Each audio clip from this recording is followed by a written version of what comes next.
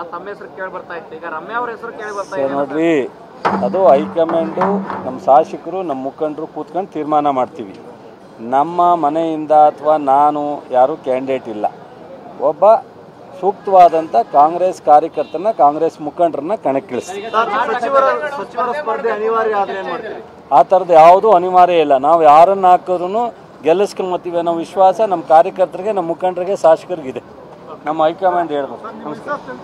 ಇಲ್ಲ, ನಮ್ಮ ಮಿಸಸ್ಸು ಇಲ್ಲ, ನಮ್ಮ ಮನೇಲಿ ಯಾರೂ ಇಲ್ಲ. ತಮ್ಮ ಹೆಸರು ಕೇಳಿ ಬರ್ತಾ ಇತ್ತು. ಈಗ ರಮ್ಯಾ ಅವರ ಹೆಸರು ಕೇಳಿ ಬರ್ತಾ ಇದೆ ನೋಡ್ರಿ.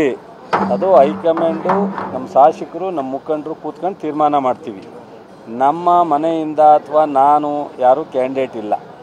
ಒಬ್ಬ ಸೂಕ್ತವಾದಂಥ ಕಾಂಗ್ರೆಸ್ ಕಾರ್ಯಕರ್ತನ ಕಾಂಗ್ರೆಸ್ ಮುಖಂಡರನ್ನ ಕಣಕ್ಕಿಳಿಸ್ತೀವಿ.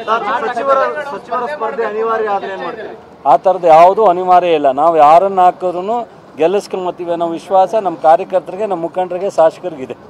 ನಮ್ಮ ಹೈಕಮಾಂಡ್ ಹೇಳ್ಬೇಕು. ಇಲ್ಲ, ನಮ್ಮ ಮಿಸಸ್ಸು ಇಲ್ಲ, ನಮ್ಮ ಮನೇಲಿ ಯಾರೂ ಇಲ್ಲ. ತಮ್ಮ ಹೆಸರು ಕೇಳಿ ಬರ್ತಾ ಇತ್ತು. ಈಗ ರಮ್ಯಾ ಅವರ ಹೆಸರು ಕೇಳಿ ಬರ್ತಾ ಇದೆ ನೋಡ್ರಿ.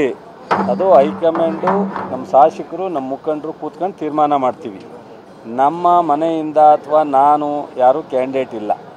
ಒಬ್ಬ ಸೂಕ್ತವಾದಂಥ ಕಾಂಗ್ರೆಸ್ ಕಾರ್ಯಕರ್ತನ ಕಾಂಗ್ರೆಸ್ ಮುಖಂಡರನ್ನ ಕಣಕ್ಕಿಳಿಸ್ತೀವಿ. ಸಚಿವರ ಸ್ಪರ್ಧೆ ಅನಿವಾರ್ಯ ಆದ್ರೆ ಏನು ಮಾಡ್ತೀವಿ?